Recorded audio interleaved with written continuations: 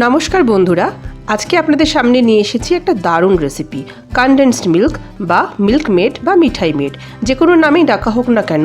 আজকের এই রেসিপির বৈশিষ্ট্যটা হলো এটাই যে এটাকে আমি বানিয়ে দেখাবো মাত্র 2 মিনিটে। ঠিক শুনেছেন, মাত্র 2 মিনিটে আমি ঘরের থাকা একদম সহজ কয়েকটা উপকরণ দিয়েই বানিয়ে ফেলবো খুব তাড়াতাড়ি। আর এই কনডেন্সড মিল্কটা একবার যদি আপনারা বাড়িতে বানিয়ে রেখে দেন স্টোর করে, আরামসে ফ্রিজের মধ্যে 1 থেকে 2 মাস আপনারা ইউজ করতে পারবেন। বাড়িতে মিষ্টি, মন্ডা, পায়েস, কেক যে কোনো রেসিপি বানাতে গেলে এই কনডেন্সড মিল্ক আপনারা ইউজ করতে পারবেন। এত দামি মিল্ক মেড বা মিঠাই মেড দোকান থেকে না কিনে কিভাবে এত সহজে মাত্র 2 মিনিটে আমরা বাড়িতে বানিয়ে ফেলতে পারি, চলুন আজকের ভিডিওটিতে আমরা সেটাই দেখে নিই। কনডেন্সড মিল্ক বানানোর আগেই প্রথমে আমরা একটা বোলের মধ্যে এই যে ইনগ্রেডিয়েন্টসগুলো লাগবে সেগুলোকে মিশিয়ে নেব একে একে। তো প্রথমে নিয়ে নিলাম প্রায় 1 কাপের মতন মিল্ক পাউডার, মানে ওজন হিসেবে বললে 200 গ্রাম মতন মিল্ক পাউডার। যে কোনো ব্র্যান্ডের মিল্ক পাউডার আপনারা এখানে ব্যবহার করতে পারেন। এরপর আমরা নিয়ে নিচ্ছি মিষ্টির জন্য সুগার, মানে এখানে আমি নর্মাল যে চিনি আমাদের আছে না, সেটাকেই মিক্সিতে গুঁড়ো করে একটা ফাইন পাউডার বানিয়ে নিয়েছি। মোট 1/2 কাপ মানে 150 গ্রাম মতন চিনির গুঁড়ো আমরা এখানে ব্যবহার করেছি। মিল্ক পাউডারের মধ্যে অলরেডি মিষ্টি থাকে, তো সেই জন্য চিনির পরিমাণটা আমরা এখানে 1/2 কাপে রেখেছি। এরপর দিয়ে দিচ্ছি খাওয়ার সোডা, মানে মিঠার সোডা, সেটা 1/4 চা চামচ। মিঠা সোডা দেওয়ার পরে আমরা নিয়ে নিচ্ছি কর্নফ্লাওয়ার। কর্নফ্লাওয়ার এখানে আমি মোট 1 চামচ ব্যবহার করেছি। তো এরকম মেজারিং চামচ যদি না থাকে তাহলে যে কোনো একটা চায়ের চামচকে স্ট্যান্ডার্ড ধরে সেই মতন আপনারা হিসাব করে জিনিসগুলোকে পরপর দিতে থাকবেন। তো আমার এখানে 4টে ইনগ্রেডিয়েন্ট মেশানো হয়ে গেল।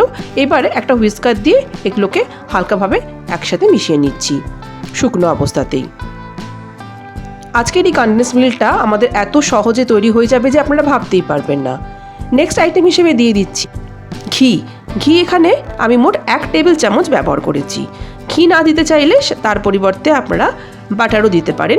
রুম টেম্পারেচারে বাটারটাকে নিয়ে এসে হালকা নরম হয়ে গেলে মিশিয়ে দেবেন। এরপর এই সমস্ত উপকরণগুলোকে একসাথে একটা মিশ্রণ বানাবো, আর তার জন্য দিয়ে দেবো জল। জল এখানে আমি মোট 1 কাপ ব্যবহার করেছি।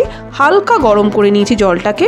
এবারে এক হাতে জল ঢালছি আর অন্য হাতে হুইস্কার দিয়ে নাড়াতে থাকছি। যেহেতু এখানে কর্নফ্লাওয়ার মিশিয়েছি, তো তাই জন্য খুব ভালোভাবে এটাকে আমরা মিশিয়ে নেব যেন এর মধ্যে লাম্প না তৈরি হয়। কর্নফ্লাওয়ার আর বেকিং সোডা মেশানোর জন্য আমাদের এই হোমমেড কনডেন্সড মিল্ক কিন্তু পুরো দোকানের মতনই ঘন আর ক্রিমি তৈরি হবে। আর ঘি দিয়েছিলাম বলে এর মধ্যে একটা শাইনও আসবে। আমাদের মিশ্রণটা খুব ভালোভাবে গোলা হয়ে গেছে। দেখুন, কোনো রকমের লাম্প কিন্তু এই মিশ্রণটার মধ্যে আর নেই। এবার আমাদের আর মোটে একটি স্টেপ বাকি, তাহলে কিন্তু আমাদের কনডেন্সড মিল্ক একদম তৈরি হয়ে যাবে। তাহলে চলুন নেক্সট স্টেপে চলে যাওয়া যাক। দেখুন, এখানে আমি নিয়ে নিয়েছি একটা ননস্টিক কড়াই। এখনও কিন্তু গ্যাস অন করিনি।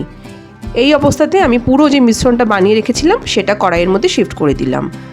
এবার গ্যাসের ফ্লেমটাকে আমরা লো মিডিয়ামে রেখে কন্টিনিউয়াসলি হাতা দিয়ে মিশ্রণটাকে নাড়াতে থাকবো। যত গরম হবে তত কিন্তু মিশ্রণটা ঘন হতে থাকবে, কারণ এর মধ্যে অলরেডি কর্নফ্লাওয়ার দেওয়া আছে। তো সেই জন্য হাতা দিয়ে বারবার বারবার আমাদেরকে এইভাবে নাড়াতে হবে যেন কোনো রকমের লাম্প না তৈরি হয়। আমাদের আজকের এই কনডেন্সড মিল্ক রেসিপিটি কিন্তু আমরা খুব সহজে বানিয়ে ফেলতে পারবো। আর টেক্সচার, টেস্ট যাই বলুন না কেন, একেবারে দোকানের থেকে কোনো অংশেই কম নয়। দোকানের যে মিল্ক মেড বা মিঠাই মেডের ডাব্বাগুলো পাওয়া যায়, যেটা আমরা এত দাম দিয়ে কিনি দোকান থেকে, আমাদের কনডেন্সড মিল্কটা কিন্তু একেবারেই সেরকম খেতে হবে। দেখুন, খাবার সোডা দিয়েছিলাম বলে আস্তে আস্তে 1 থেকে 2 মিনিটের মধ্যেই এর মধ্যে এরকম একটা ফেনা তৈরি হবে।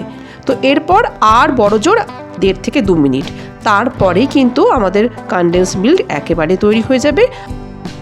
দেখুন, আরও 1.5 থেকে 2 মিনিট পরে আমি দেখাই আপনাদেরকে কিভাবে ঘন হয়ে গেছে আমাদের এই মিশ্রণটা।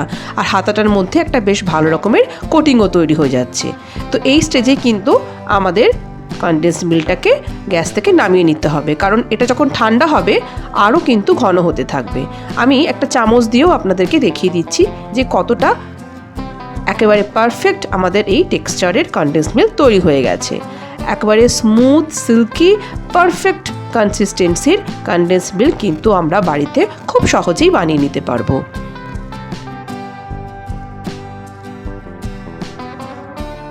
ফাইনাল স্টেপ, গ্যাস থেকে নামানোর আগে আরেকবার দেখিয়ে দিই। দেখুন এই কনসিস্টেন্সি যখন চলে আসবে আমাদের কিন্তু গ্যাসটাকে অবশ্যই বন্ধ করে দিতে হবে আর ঠান্ডা করার জন্য এটাকে রেখে দিতে হবে একটি পাত্রের মধ্যে।